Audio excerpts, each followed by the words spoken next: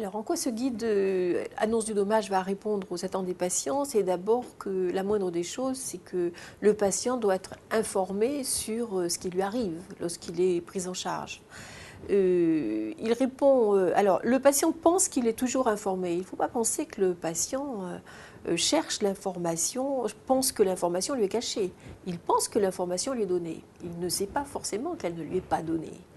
Donc, il répond ce guide va répondre à une attente globale des patients parce que sa sécurité, très souvent, dépend de la bonne information qui lui est donnée. Donc, nous espérons que ce guide va avoir un certain nombre d'effets, des effets qu'on appelle des effets leviers, un effet levier sur une meilleure prise en charge clinique.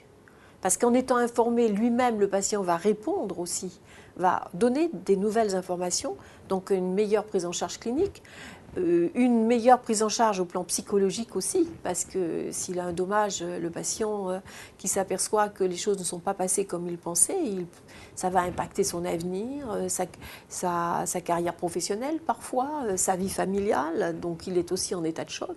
Donc c'est très important. Un effet levier sur la gestion des risques. On attend beaucoup qu'il y ait une meilleure prise en charge aussi sur le plan global des prises en charge, c'est-à-dire une amélioration de la qualité de la prise en charge du patient par une meilleure prévention des risques de dommages. Parce que si les dommages sont mis à jour pour le patient, ils seront mis à jour pour l'établissement. À partir de là, on va faire une analyse des défaillances. Et puis enfin, un effet levier très important que nous, les associations, nous attendons, c'est un effet de régulation sur les demandes et réclamations des patients.